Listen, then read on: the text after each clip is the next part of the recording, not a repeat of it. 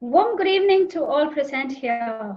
It's pleasure to have all of you watching us live on Collins Learning India.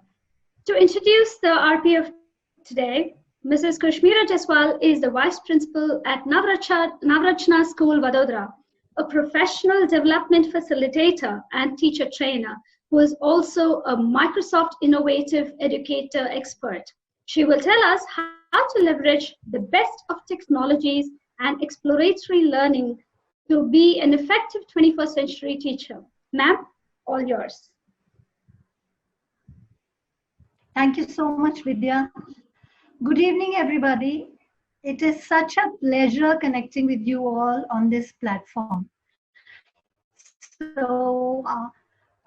are here today to discuss some tricks and tips or tips and tricks of online teaching. And this is the need of the hour as well as the order of the day. So let's start, embark on this journey, and let's see where it takes us. So for us, I was browsing through and I got this, caught my attention. Why can't we just go to school.org when the school is actually welcoming the students back, and the students are saying, why can't we just go back to the school.org? And so it got me thinking, well, are they ready to come to school? Are they, happy home? And if and when they are coming to school, so it got us thinking, and it's got many principals thinking, many educators thinking. So in the next 1 hour, we are going to be discussing about the way forward for teaching, for education, for blended classes, and the reopening of schools. So I just saw this. You don't have to worry about my future anymore. I just downloaded an entire college education. And if you see, that child is a toddler who's sitting in his pajamas and he's telling his parents, don't worry about my future. I've just got the entire college education on my. It gets you to think, is it all about getting information on your laptop, on your device, or is education a lot only about getting information from one device to the other, or is it a lot more than that? Let's decode this. So the objectives of today's workshop, the session would be to learn a little bit about 21st century core competencies, how to develop 21st century skills through your teaching learning, the changing role of teachers, a little about the 5E model of instruction, importance of social and emotional skills in the entire rigmarole, and a little bit about school reopening strategies. So here we go.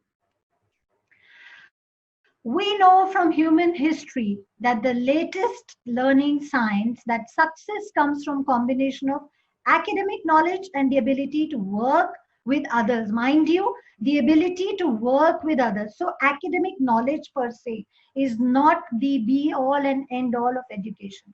And so as educators, we need to reflect on these two things, the academic knowledge and the ability to work with others.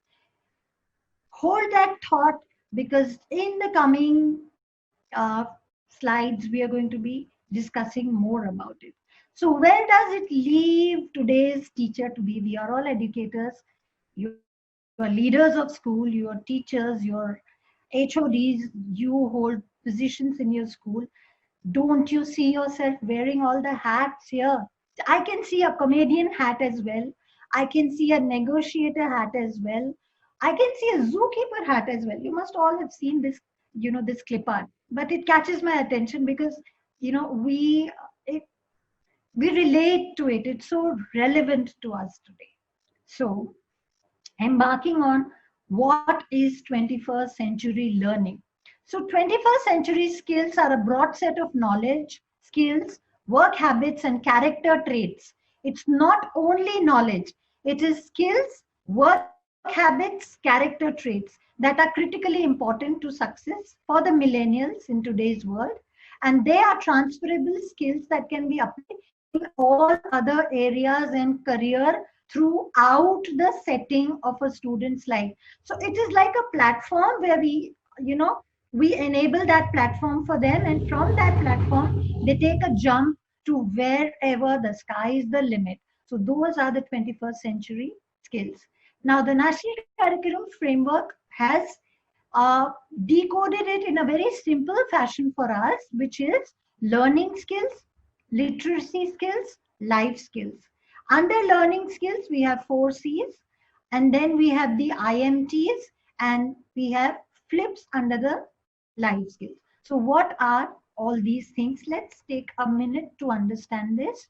So the 4 C's are critical thinking, creativity, collaboration, communication. The IMTs are information literacy, media literacy, technology literacy. The flips are flexibility and adaptability, leadership and responsibility, initiative, self-direction, social and cross-cultural interaction. Mind you, cross-cultural. It's not about our country or it's global, local to global. That's what 21st century skills takes our student to be. And so the top 3 tables talk about what we discussed. And so how do we as educators, this is where we come in, core subjects and 21st century themes. So we have our languages, our literatures, arts, our maths, geography, history. We have the finance, the economics, the business, and that's how. What happens at times, we are only worried about this, the core subjects and the 21st century theme.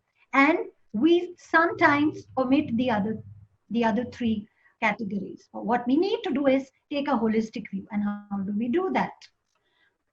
So what does it demand of an educator who's a 20th century educator?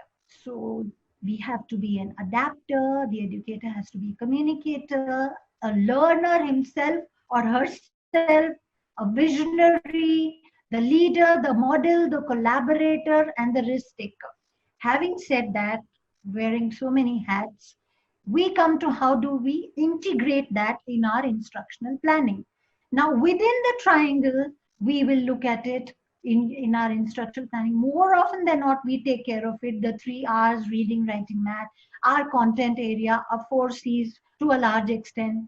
What we need to take care of now is thoughtful engagement, the outer 4 boxes, career and life skills, ICT use, the effective use of technology, and attitudes of the learner and the motivation to learn. So these are a few things that, especially now when we are doing online learning, we may tend to overlook. I wish to reiterate that we should not be overlooking these things. We should be taking the holistic 21st century integrated into instructional planning with us. So, yeah, I love getting humor, and I love to read these, cartoons and clip arts. So there is this child here who's saying, my virtual pet ate my online dinner report, right? And so he doesn't have his report. And there is this child who's saying, rather than learning how to solve, what is he solving? It's a 2 plus 2. Rather than learning how to solve that, should we be learning how to operate software that can solve that problem? And you look at the size of that child and he's saying, shouldn't I be learning that software already? Why should I learn the math? And so these are the things that make us reflect and think. Number one, children are more tech savvy than us. And number 2, if our education is still the education that we did 10 years back, then we need to reform. We need to change. So how do we make that change possible? By innovation. Innovation is the key to excellence, and only the teaching programs cannot help teachers for all of the challenges that may come while being on the job. So being innovative is a must skill. And when we talk about innovation for teachers, something that's a Bible for all of us comes in handy. And so it's been years and years, but Bloom's always comes in handy. So right from Yeah, we've seen Bloom's taxonomy as a triangle. Seen Bloom's taxonomy as an inverted triangle, and now we see Bloom's taxonomy as a Venn diagram here. And but please remember, the largest and the outermost area is creating. So applying, analyzing, evaluating, and creating. And so we should not forget, or we should not leave the hand of Bloom's taxonomy while we go ahead to learn how to achieve this. So, what should our pedagogy look like? Our pedagogy should be looking like I've used Bloom's words, we should be building on technological information. We should teach contextually. We are to be interdisciplinary. We should work collaboratively. We should use project-based learning, experiential learning. We should foster problem solving. We should assess transparently, and we should be developing thinking skills. That is how our pedagogy should be looking like. And please see, note here, other than teaching contextually, or there is no way that we are transferring content from one device to the other or from one person to the other. We are doing a whole lot of other things. So what is blended learning? Blended learning is like you put two learnings in a mixture and you stuff the mixture and you get a good blend. So what is that blend? It's a blend of online and face-to-face. And why do I talk about it here and now?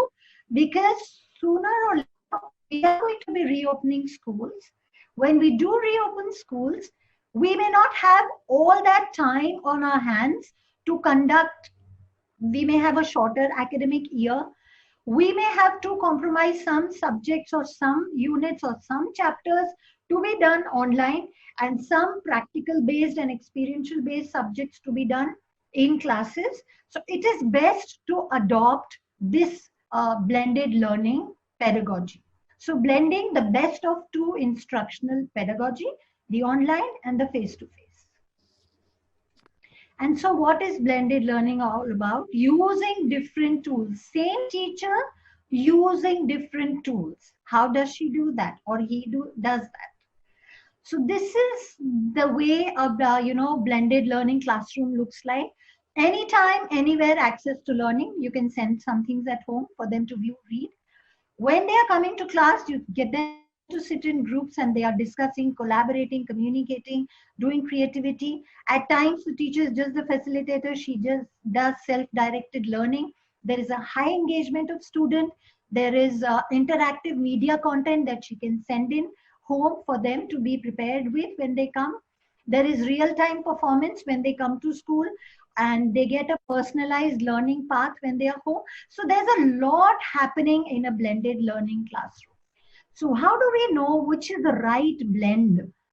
If you're making a mango shake, you take one mango and a glass of milk or a half a liter of milk and 2 spoons of sugar according to your taste, and you get a right blend. Now, what is this blend that I'm talking about?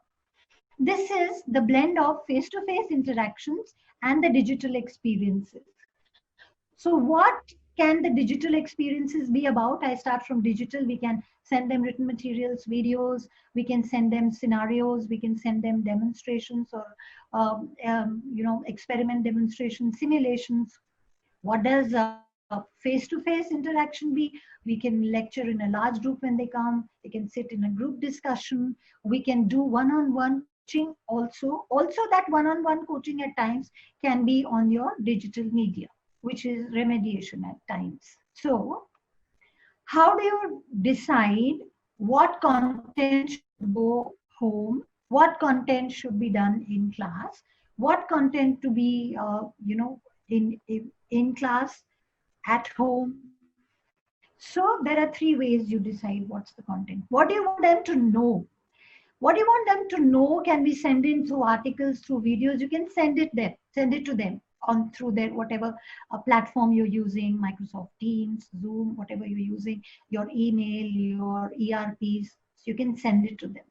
What do you want them to be able to do? You want them to be able to discuss, brainstorm. You want them to be able to, do classroom sessions and So that is what you want them to be able to do. It's best if they come to class, if they are coming to class, or you can have those group discussions on your device. What do you want people to demonstrate? Again, they want to debate about something, or you want to record their progress, so you can take a online test or a paper and pencil test, or you can ask them to submit a project or demonstrate a project. So that's how you analyze what goes where. So you need to build on the strengths of each medium. So individually, when it's individual, you can send them things to read, to digest, to think, to muse upon. When it's one-to-one, one-on-one, you can do coaching, you can give feedback, you can answer their questions when they have questions. When it is a group discussion, it's applying, creating, synergizing, capturing of ideas, building upon ideas. So that's a whole lot of synergy going on in the class. Classroom strategies, there can be a wide variety of them, like role plays, case study, concept mapping, peer evaluation, problem solving, brainstorming, debate, reflection. So when you're sitting down to create your plan, it's like a whole market full there. You can pick and choose and pick, okay, in this text, because it pertains to language and, it pertains to, or even if it's like a leaf talking about osteomata, you can do a role play and things like that. So it is to your discretion to choose what suits well for the subject and the context that you're teaching. Here's a range that you can choose from. So then, two things that we learned from blended classroom: one, face-to-face, one, what you send in. That is where the flipped classroom comes in. Now, the flipped model is a model that maximizes your time in the class. In the sense, what you are doing in class, previously, like explaining a concept or introducing a concept, that you can actually send it home before. Students prepare to participate in class activities. They come prepared with a write-up that they read or a film that they watch. Then during the class, you have these three people sitting together, collaborating. And after class, then you send them with the project, or you send them with an idea that they explore, and they come back with their own creativity. And so they extend their understanding.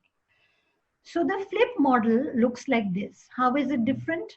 The traditional classroom, this is the teacher who says lecture today, and she gives a homework, and children are all sitting in a lecdem manner, seminar mode, and they are watching the teacher explain or introduce them to the concept. But a flipped classroom, she's already sent in homework, watch video on whatever platform, an activity today.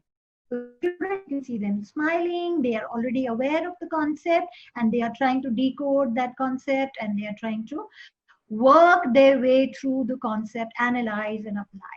That's how the flipped classroom looks like. So why do you want to flip your class? You want to flip your class because you want increased student engagement, because you want their practice skills when the instructor is around to help. Because earlier you would say, okay, do these sums for homework, and they are at home and they are struggling to do their homework and asking their parent or tutor, elder brother, elder sister. Whereas what you've done is you've introduced them to the concept through a handout or through an activity or a demonstration. And when they are to solve that problem, you are there to facilitate it. You're around them. You are flipping your class because you want to concentrate on the higher order thinking and metacognitive skills. You want to flip because you want to allow for more personal interaction, more individualized instruction. You want to flip your class because you want to emphasize on teamwork as the soft skill, which is what we saw in our 21st century slide, right? A lot more emphasis on soft skills rather than just the transference of content from one person to the other or one device to the other. So a little bit of a difference between flipped and a traditional. So in a flipped class, in a traditional, let's look at the traditional first. The teacher instructs, students take the notes, students follow the guided instruction, teacher gives assessments, and students have some homework. Whereas in flipped, the teacher instructs the lesson at home. through a video, through a podcast, through a book, through a published handout, through a website.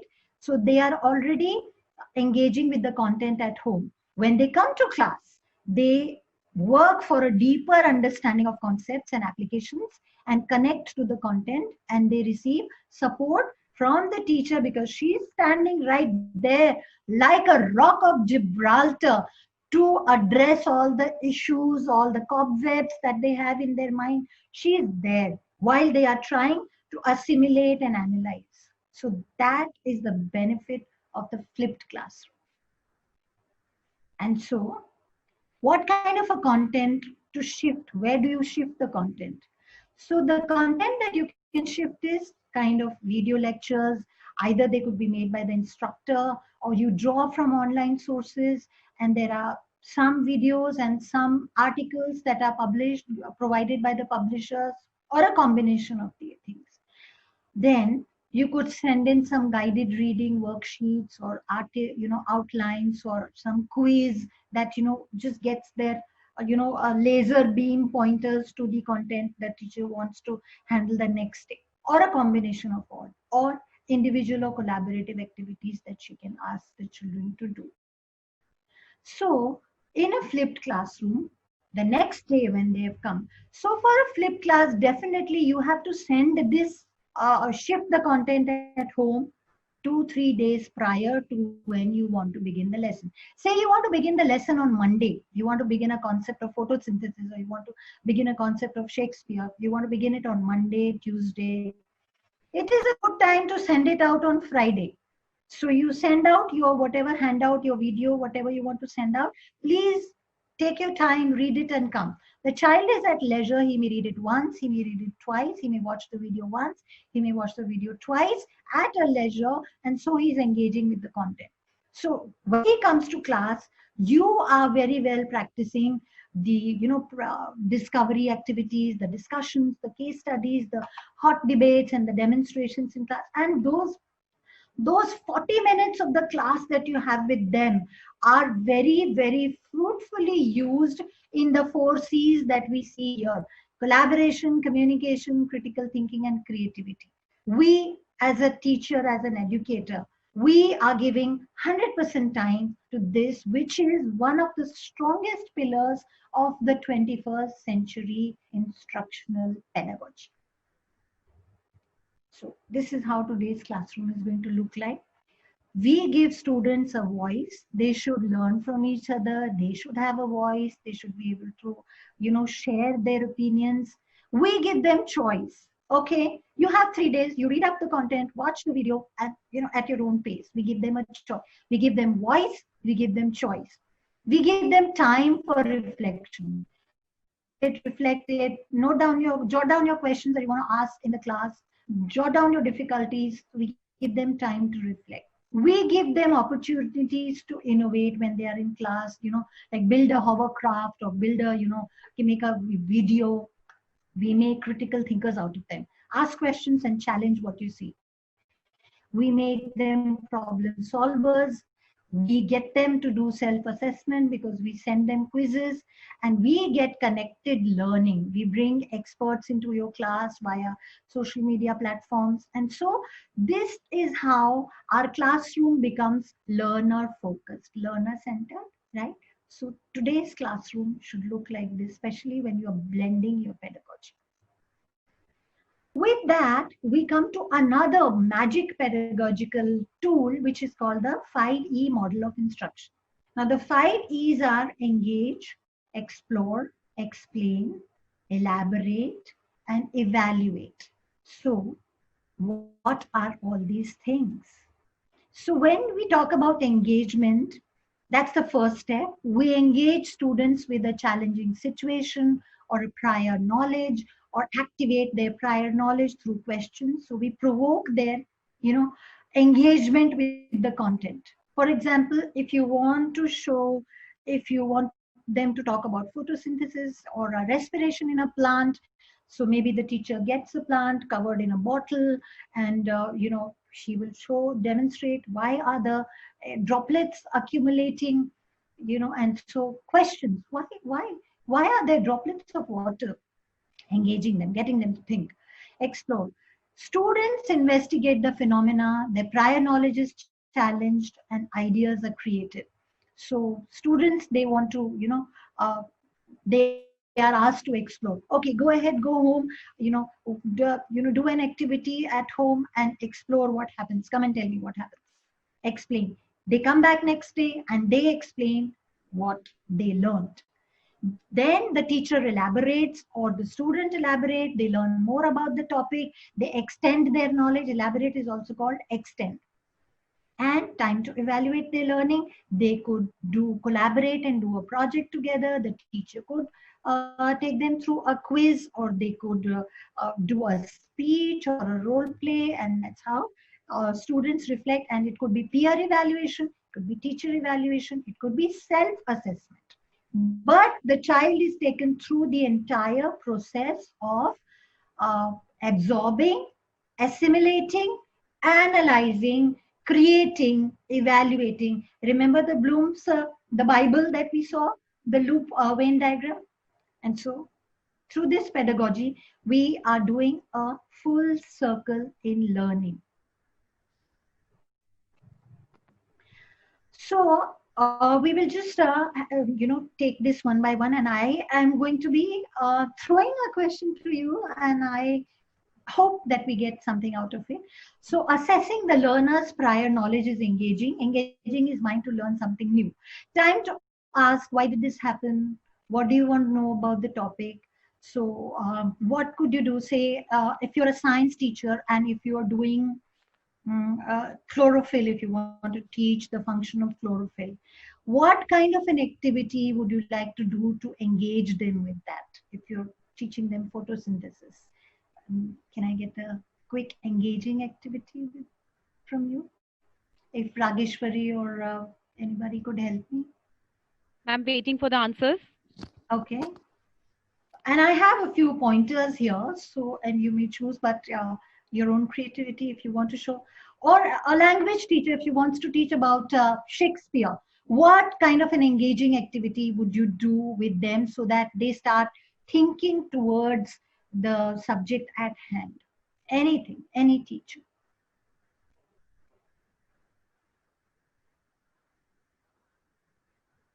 So Mohit sir says plants without chlorophyll can be studied. Plants without chlorophyll can be studied. And so you automatically engage, if this is a plant without chlorophyll, then what is chlorophyll and what is the function of chlorophyll? Sure enough, why not? So Urvi ma'am says collect leaves of different colors.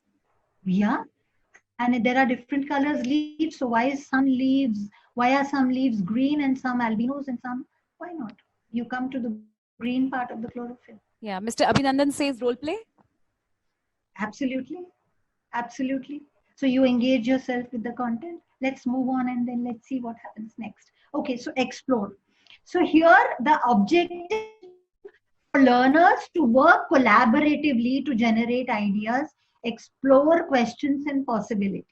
So if we take the same topic, so for example, a language topic like, we are doing the 7 ages of Shakespeare, or we are doing again photosynthesis in plants. What would you ask them to, how would you ask them, what would be the exploratory activities that you would want them to do so that they, delve deeper into what you want to teach them?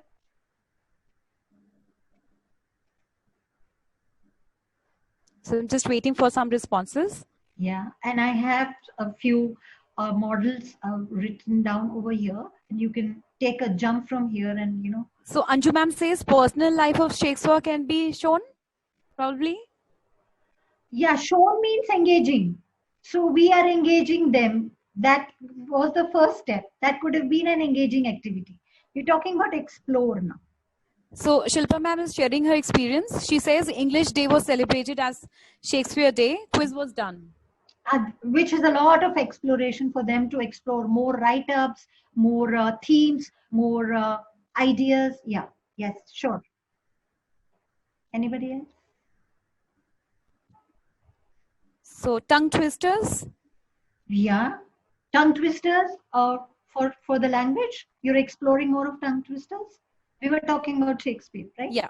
So tongue But yeah, twisters, yeah. they So do explore. And so I have written here like design and conduct a preliminary inquiry. So the teacher could tell them, okay, I want you to find out this, and this.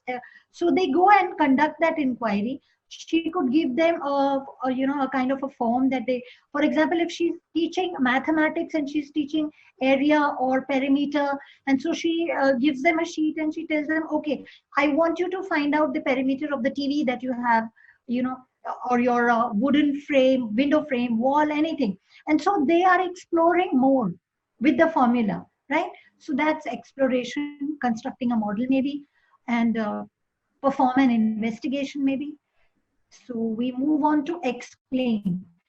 Now here explanation is by students themselves, because they come back and explain the concept, the relationship and definition in their own words. So they explain concepts. The teacher is there as a guide on the side, and if the concepts are explained very well, it's like hallelujah time. But if the child needs some scaffolding, here's when the teacher provides scaffolding. So the students can explain through their own analysis, their explanations, their discussions, teacher explanation, and compare, classify. So if teacher gives them a pointer, I want you to compare, say, a succulent leaf and a this leaf, or a Shakespeare and a Keats, something.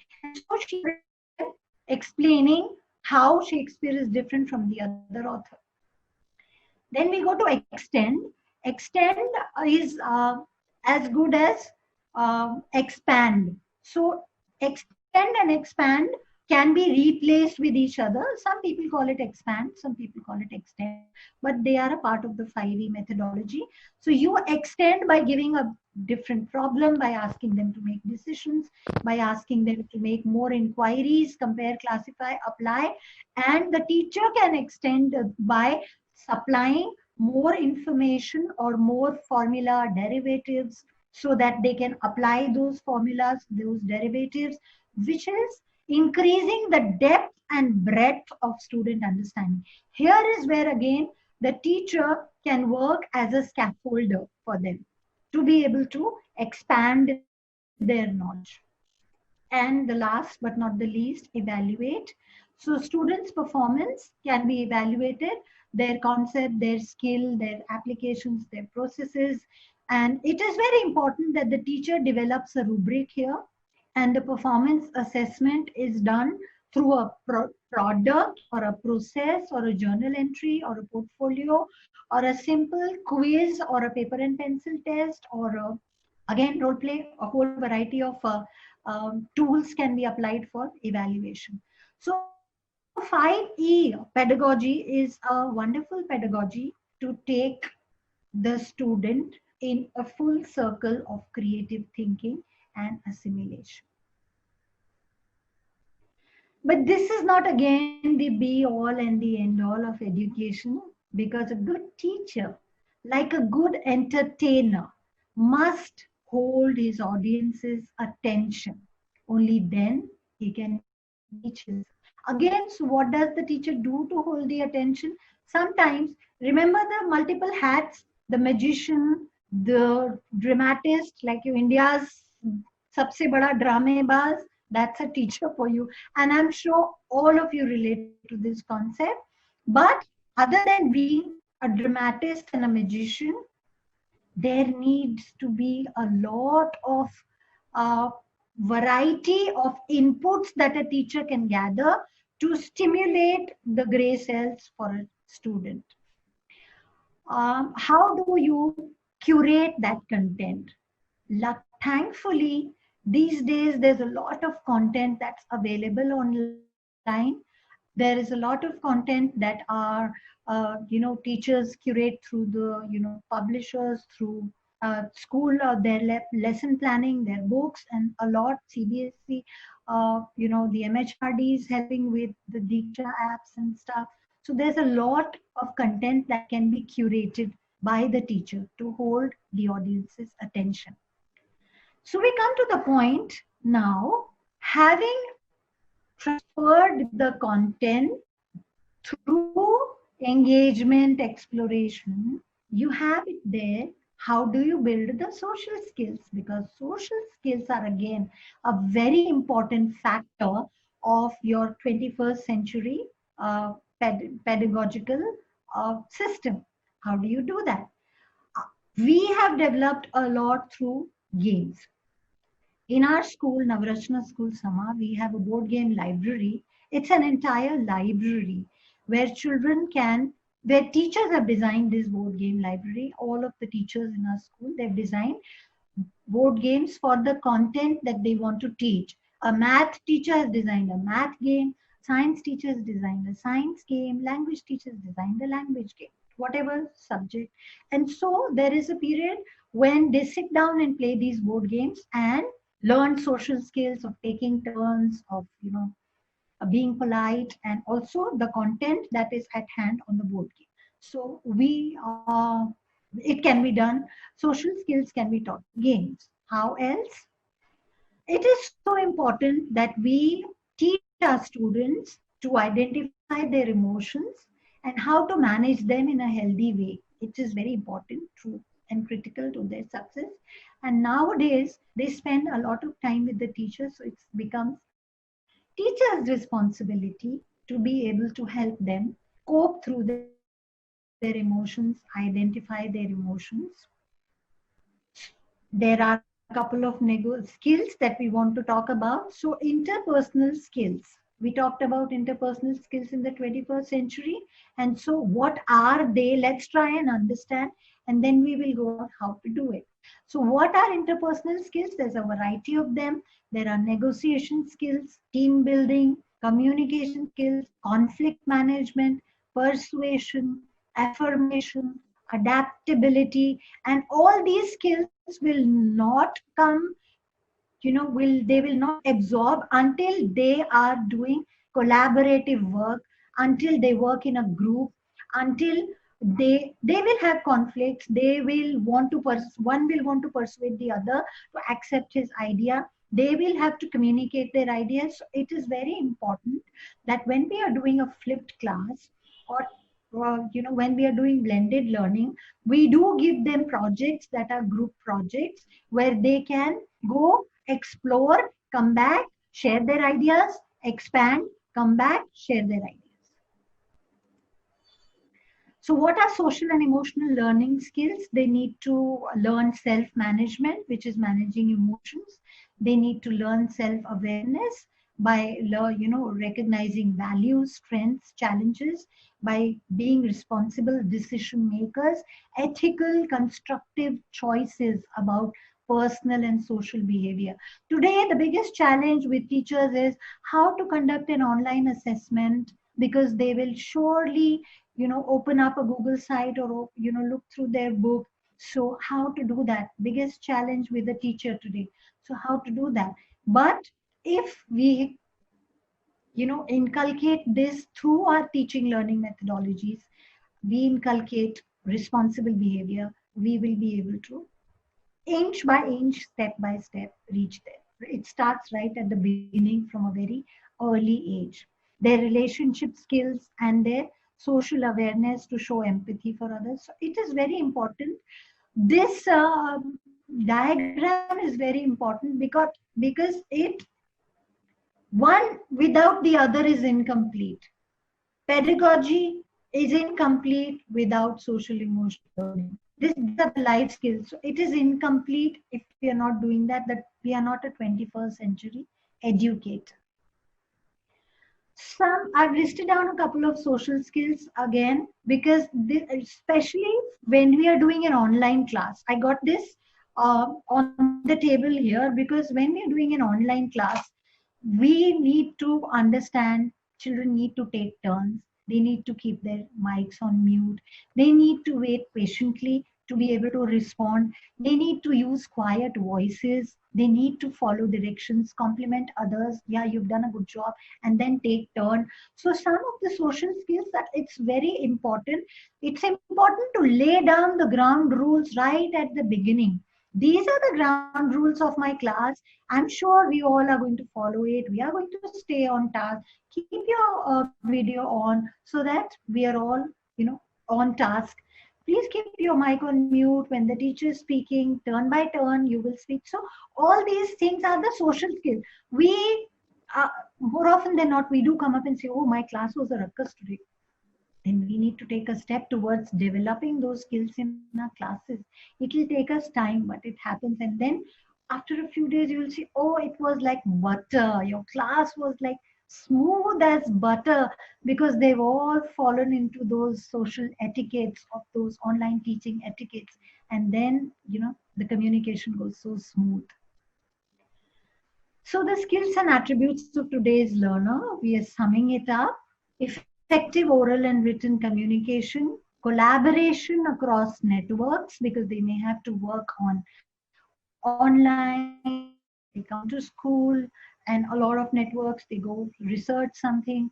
Agility and adaptability. In these times, it has been great that teachers, it's a, clap for you all that you've adapted so quickly to the online teaching, the methodologies, but also for students. They have been able to, they've been agile, they need to adapt, they've adapted because these were changes that came, sudden changes that came to us. And so resilience, empathy, self-regulation, like I just said, hope and optimism. A teacher needs to be able to generate hope and optimism in students.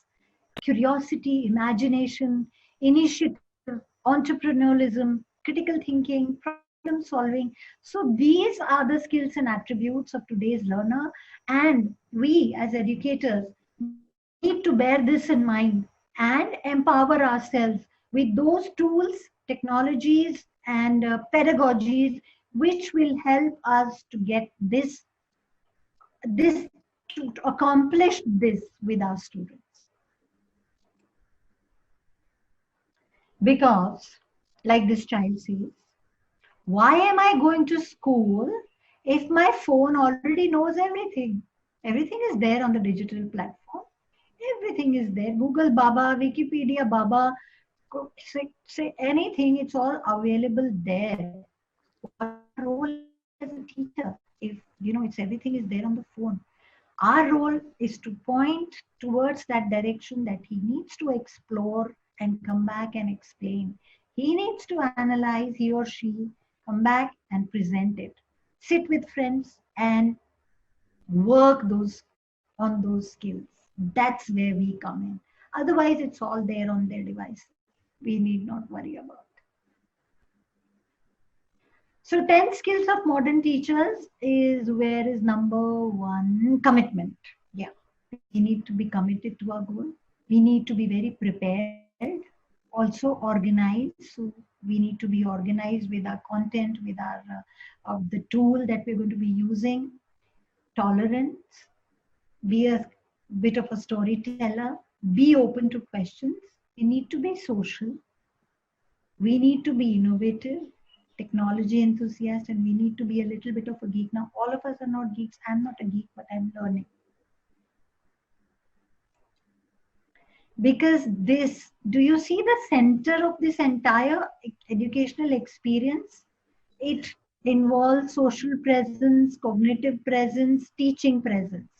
So engagement with participants and supporting the discourse is social presence.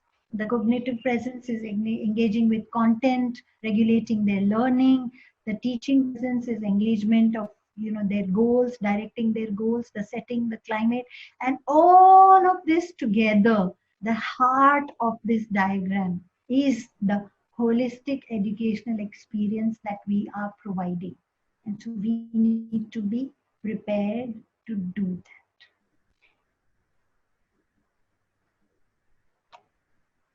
This is just a speculation. I just brought a bit of a newspaper cutting because we are all still speculating. How would the school year look like? Are we calling in 30% students? Are we calling in 50% students? Are we calling them on alternative days? Or how are we going to do it? Every school has got into the mode of planning, but we are all waiting for the Ministry of Human Resources sources to tell us how it is to be done. So there are a lot of speculations. When will the schools reopen? But for sure, what is for sure is we will be practicing hygiene habits. We will be practicing social distancing, and online learning is here to stay, because there may be days and concepts we will teach through online. There may be days when they are coming to school. So there might be complicated experiments, there might be complicated or not complicated, but topics that require a lot of explanation and analyzing that are done in class. And the flipped learning, the handouts and the videos can be sent home through the online learning. So this is here to stay. So McKinsey has by now given out 3 reports of how getting back to school, and they are still evolving. So this is what they say about schools. So that schools need to, so there are 5 R's, they need to resolve and focus on the immediate health threat. So that poses to students, teachers, staff, community. So a resolution about how they are going to be handling that. Resilience, like educators need to reset their curriculum. They need to reset their remote learning applications. We are downloading, we are buying Microsoft, we are whatever we are doing, Zoom learning. Returning about reopening schools, and we need to ensure remediation. What are we doing about that? Reimagine. So if that is the next normal going to be looking like, how are we reimagining or reinventing our education system? And reform. So what are the priorities in the education, in the lives of lessons learned? How do we, reform our pedagogical systems so that in light of what we've learned now, it doesn't happen again? So we need to ensure that our communication channels with the various stakeholders are open. We need to prioritize community engagement for back to school strategies. We need to be sending out information. We need to adjust the curriculum for a shorter academic year. We need to leverage the power of ICT to assist the learning, which most of our schools are doing. We need to incorporate strategies of crisis management and preparedness, and we need to strengthen the student leadership. This is something that is very close to my heart, that ensures meaningful participation of student council in decision-making process, because they will be the ones who then carry the torch of preparedness, of carrying the torch of prioritizing. So strengthen your student leadership, because this may be how our schools like when we reopen. I've just taken pictures from the internet. It's not my school or your school. This is just glimpses of how it's going to be looking like. Distancing, a lot of sanitization. We will have to equip ourselves with these gadgets. Children will be coming in masks. We will be going in masks. All said and done, teaching should not look like this. Teaching should not look like earlier theoretical model. The teacher is at the blackboard and information is poured out. And now the teacher is on the online device, is on a gadget, and is pouring information. So please, please, please, let's not think that online teaching is all about providing information. Blended teaching is all about providing information. It's just a part of it. The rest is just what we discussed about collaboration, analyzing. And we did learn 3 tools for that: blended classroom, flipped classroom, 5E methodology, to avoid this thing that is on your screens right now. Transformation of a teacher from this to this. We all are doing that. This you've seen a whole lot of times. There is no perfect resolution for anything, but I just want to acknowledge all the teachers out there in the entire country and the world for being, multitasking, like with a solid foundation of knowledge, firmly rooted in a culture of learning. I want to emphasize the culture of learning because when we as teachers are lifelong learners, we help our students to be enthused learners because the teacher makes the difference, not a difference. The teacher makes the difference. So together we can create the future, and the future is full of a variety of possibilities. We do not know how it will look like. We came to a sudden jolting halt with the pandemic, and so we've just learned what kind of jolts we can get, but we have to evolve. And I have just shared a few tips and tricks of this evolution, revolution. Thank you.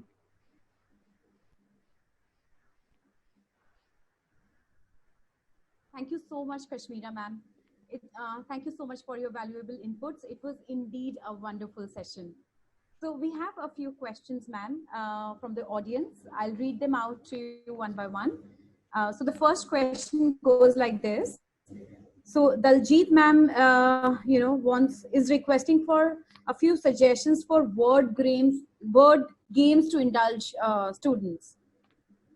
Suggestions for games. Yes, a few suggestions for word games. Word games. Yes. Scrabble, bingo, vocabulary bingo. Okay. You know what we could do is we could design a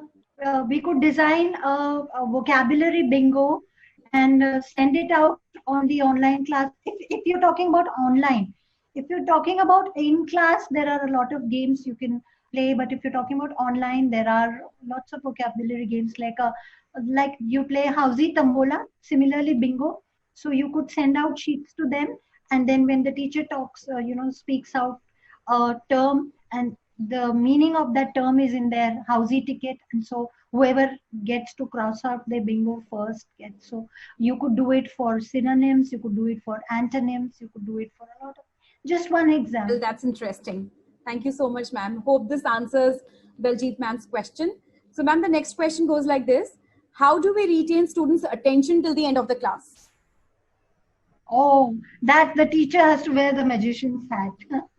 So you can always divide your class into 10 minutes of engagement. You can ask them to explore something. Then so because when they are doing something, they are not bored. If they are listening, if they are at the other end of the listening, definitely they will try to swerve and sway. But if they are on task, they will not be disengaged. So engaging again.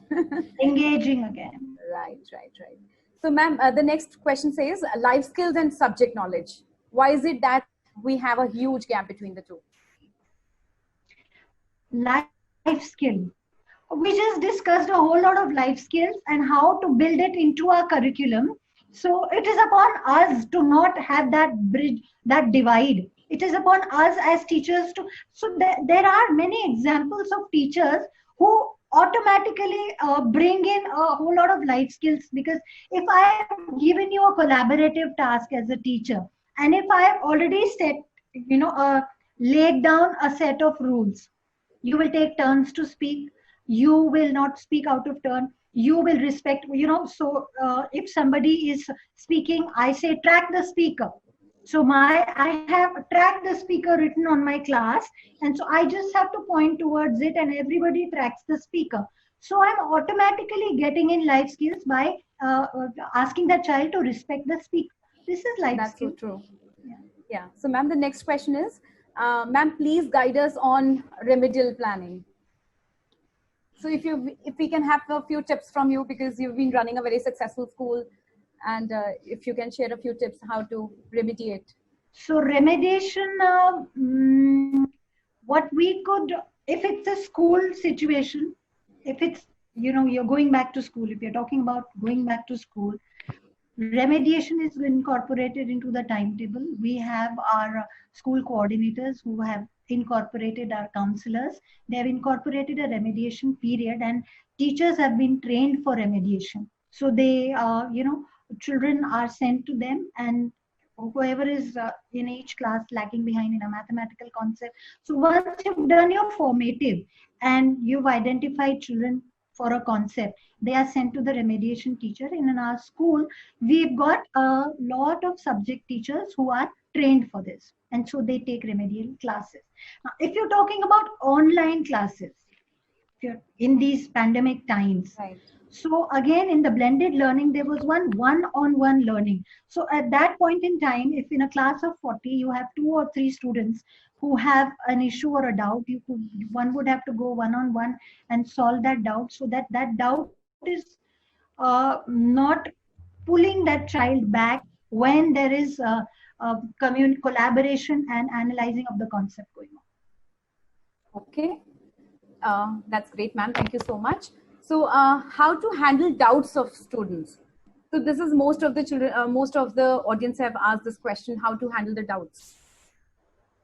Again, 2 scenarios. If it's a classroom setting, you could, give 5 minutes at the fag end of the class when, you've wrapped up and this is doubt settling time. So if you have a set place and a time for doubt solving, the child knows I need to go here and not keep. If you're talking about online again, so like we are on Microsoft Teams, and on Teams there is a channel that's called chats and post. So they post their doubts and teacher solves their doubts. So, but yeah, it's a one-on-one. You can, but you cannot avoid that because there are going to be doubts. If you've asked them to explore, it's a good idea to have peer sharing, because when peers are helping each other, they also help the children. Like, it's no child left behind. So no child would be left behind if you have a lot of peer work going on. So peers help each other a lot, and the teacher stands as a scaffold to help them. Sure. So, ma'am, some tips to ensure students aren't cheating during online test or assignment, as we can't see their screen. Yeah. So, number 1, when we are designing the assessment tool, why should that tool be knowledge-based, the lower cognitive domain? Why shouldn't that tool be for analytical question or an application question that the child will not be able to immediately copy from a textbook, or downsizing his window and opening up Google or Wikipedia and taking out that definition? Why shouldn't that tool be designed like that? We'll have to be learning new assessment tools. CBSE and other boards are doing a lot into training the teachers for designing assessment tools that evaluate their competencies and not only the lower cognitive domain. We need to evaluate their competency. So we need to create tools that assess their competencies. We need to learn that. Right. So, ma'am, and also something related to this, assessments itself. So how to handle the summative assessment? Is there a process that the children can do these summative assessments online? There are apps in the market that do that. We have been conducting our assessments on Microsoft Teams. And so we send our assessments through Microsoft quiz forms, and our children do that. But we've done our formative. We've not yet done our summatives. We're waiting for the schools to reopen and do the summatives. But I don't know how the situation pans out to be. There are providers in the market who provide tools which test the integrity quotient of the student as well. So there is a provider in the market.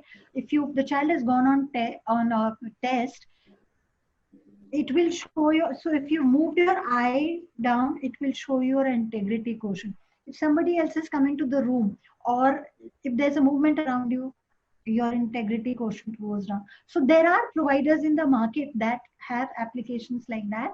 But if push comes to shove, we as teachers will have to learn to design our assessment tools such that they are not only dealing with define this, how many parts of a plant are in this, but we are talking about analytical questions, application questions. Sure. Thank you so much, ma'am, for addressing that. So, ma'am, one last question maybe. How to improve reading skills in the students? Since you are an English teacher yourself, if you can just give some inputs on this, that will be great. Again, reading skills. So if you have a class of 40, I'm sure all 40 of them are not enthused readers, right?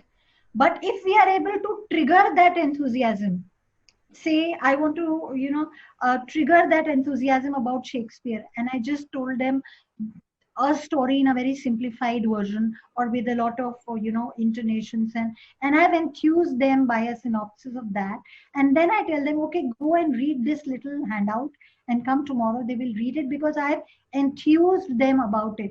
So it depends on the teacher, how the teacher enthuses the child or triggers his imagination to be able to read out a concept or a chapter or a handout, to be able to be good readers. Because this is for sure, the better you read, the better you can write. The more you read, the better you can write. The more you listen, the better you can speak. So they are all interrelated. Wow, wonderful inputs, ma'am. Thank you so much. It was indeed a wonderful session.